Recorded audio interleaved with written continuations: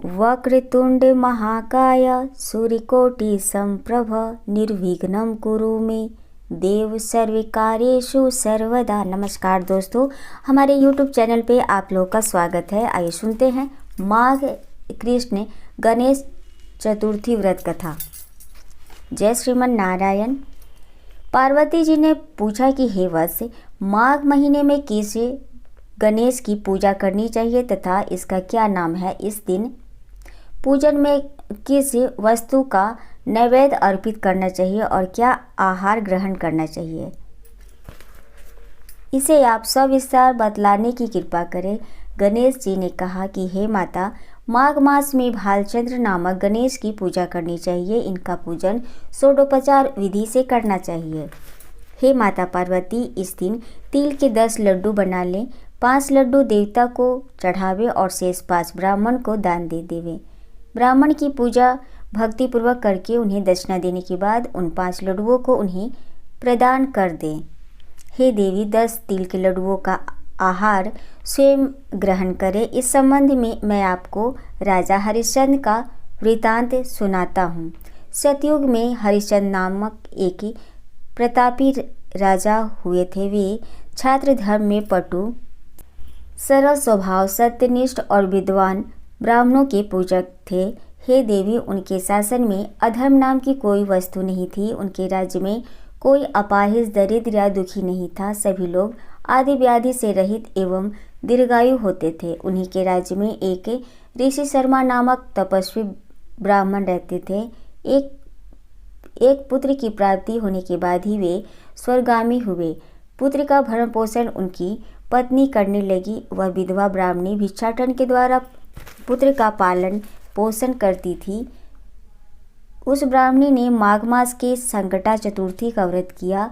वह पतिव्रता ब्राह्मणी गोबर से गणेश जी की प्रतिमा बनाकर सदैव पूजन किया करती थी। हे पार्वती, भिक्षाटन के द्वारा ही उसने पूर्वोक्त रीति से तिल के 10 लड्डू बनाए। उसी बीच उसका पुत्र गणेश जी की मूर्ति अपने गले में बांधकर स्वेच्छा से खेलने के लिए बाहर चला गया। तब एक नर पिशाच कुम्हार ने उस ब्राह्मणी के 5 वर्षीय बालक को जबरन पकड़कर अपने आवा में छोड़कर मिट्टी के बर्तनों को पकाने के लिए उसमें आग लगा दी।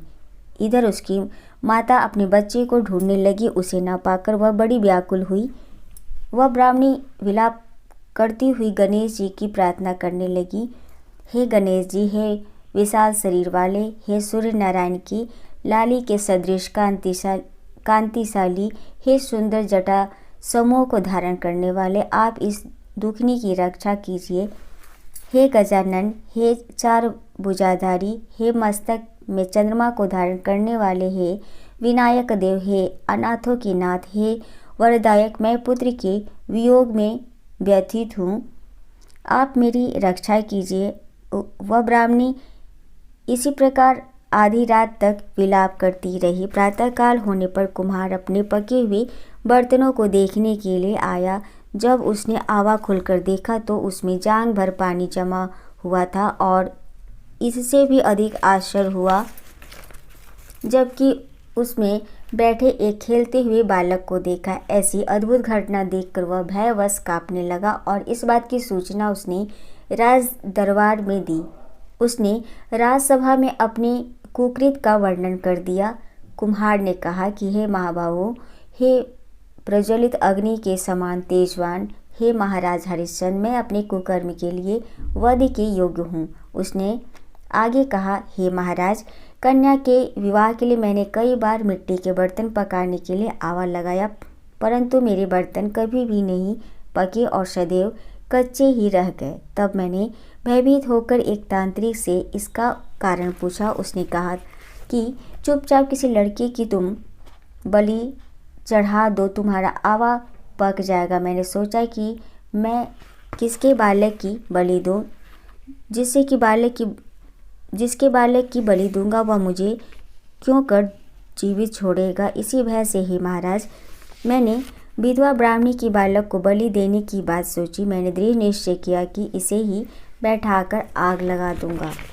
मैंने अपनी पत्नी से परामर्श लिया कि ऋषि शर्मा ब्राह्मण मृत हो गए हैं उनकी विधवा पत्नी भीख मांगकर अपना गुजारा करती है। अरे वह लड़की को क्या करेगी? मैं यदि इसके पुत्र की बलि दे दूं तो मेरे बर्तन पक जाएंगे। मैं इसे जघन्य कर्म को करके रात में निश्चिंत होकर सो गया। प्रातः जब मैंने आवा खोलकर देखा तो क्या देखता हूँ कि उस लड़के को मैं जिस स्थिति में बैठा गया हूँ वह उसी तरह निर्भय भाव से बैठा है और उसमें जांग भर पानी लगा हुआ है। इस भयावह दृश्य से मैं कांप उठा और उसकी सूचना देने आपके पास आया हूँ। कुम्हार की बात सुनकर राजा बहुत ही विस्मित हुए और उस लड़के को देखने के लिए आए। बालक को प्रसन्नतापूर्वक खेलते देखकर मंत्री से राजा ने कहा कि यह क्या बात है, यह किसका लड़का है? इस बात का पता लगाओ। इस आवे में जांग भर जल कहाँ से आया? इसमें कमल के फूल कहाँ से खिल गए? इस दरिद्र कुम्हार के आवे में वैदुर मणि के समान हरी हरी धूप कहाँ से उगाई? बालक को न तो आग की जलन हुई और न तो इसे भूख प्यास ही है। यह आवे में भी वैसे ही खेल रहा है मानो अपने घर में खेल रहा हो। राजा इस तरह की बात कर ही रहे थे कि वह ब्राह्मणी वहाँ बिलखती हुई आ पहुंची। वह कुम्हार को कोसने लगी जिस प्रकार गाय अपने बछड़े को देखकर रम्भाती है, ठीक उसी अवस्था उस बुढ़िया की थी। वह बुढ़िया के बालक को गोद में लेकर प्यार करने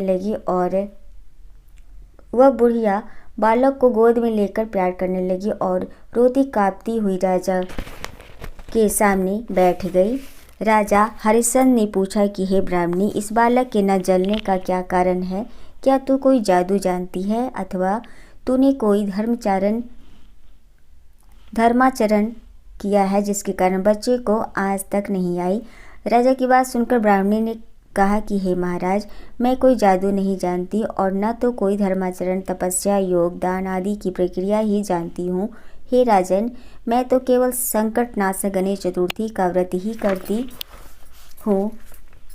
उसी व्रत के प्रभाव से हे राजन मेरा पुत्र जीता जागता बच गया। ब्राह्मणी की बात सुनकर राजा ने कहा कि मेरे राज्य की संपूर्ण जनता इस संकटनाशक गणेश चतुर्थी का व्रत करे, इससे मेरी पूर्ण सम्मति है। राजा ने उनकी परिक्रमा करते हुए कहा कि हे पतिव्रते, तू धन्य है।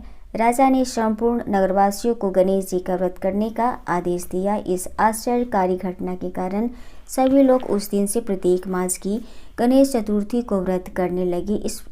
इस व्रत के प्रभाव से ब्राह्मणी ने अपने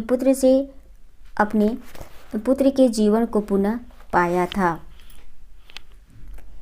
इतना कहने के बाद श्री कृष्ण ने कहा कि हे युधिष्ठिर, आप भी सर्वोत्तम व्रत को कीजिए। इस व्रत के प्रभाव से आपकी सभी मनोकामनाएं पूर्ण होगी। अपने मित्रों, पुत्रों और पौत्रों को सुख देने वाले साम्राज्य को प्राप्त करेंगे। हे महाराज, जो लोग इस व्रत को करेंगे उन्हें पूर्ण सफलता मिलेगी।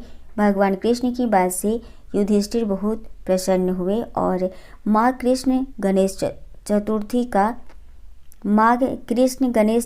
का व्रत करके निष्कंटक राज्य भोगने लगे।